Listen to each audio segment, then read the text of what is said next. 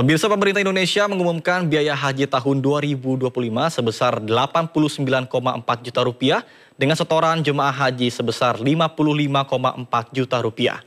Biaya tersebut turun sebesar 4 juta rupiah dari tahun lalu. Komisi 8 DPR RI bersama dengan Menteri Agama Nasaruddin Umar di Gedung DPR RI Jakarta mengumumkan biaya haji tahun 2025. Pemerintah sepakat biaya haji pada tahun ini sebesar 89 juta rupiah dengan besaran 55 juta rupiah ditanggung oleh jemaah. Meski mengalami penurunan dari tahun lalu, pemerintah memastikan pelayanan haji yang diberikan tetap maksimal.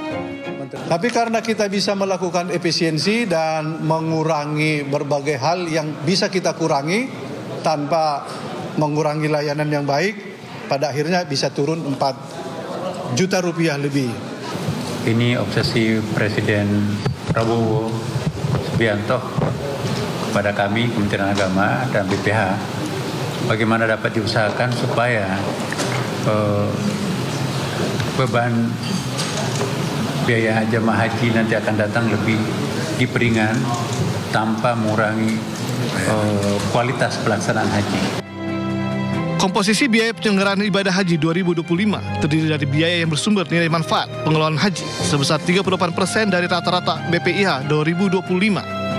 Anggaran ini dialokasikan untuk biaya penerbangan, akomodasi di Mekah dan Madinah dengan biaya hidup. Tim Liputan iNews melaporkan.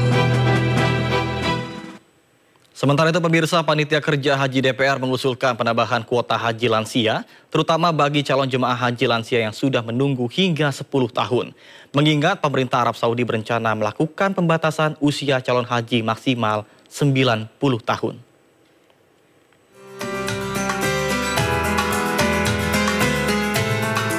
Pemerintah akhirnya resmi menurunkan ongkos biaya haji 2025. Meski ongkos biaya haji yang dibebankan ke calon jemaah haji hanya turun sekitar Rp614.000 menjadi Rp55,4 juta dari tahun sebelumnya, yakni Rp56 juta. Rata-rata biaya penyelenggaraan ibadah haji turun Rp4 juta menjadi Rp89.410.000. Pasca penetapan penurunan ongkos haji 2025, Panitia Kerja atau Panja Haji DPR yang didampingi Ketua Komisi 8 Marwanda Sopang langsung menemui Presiden Prabowo di Istana Negara Selasa sore. Pertemuan ini untuk melaporkan penurunan biaya haji 2025. Sementara, Wakil Ketua DPR RI Sufmi Dasko Ahmad menilai positif usulan penambahan kuota khusus bagi calon jemaah haji lansia tahun 2025.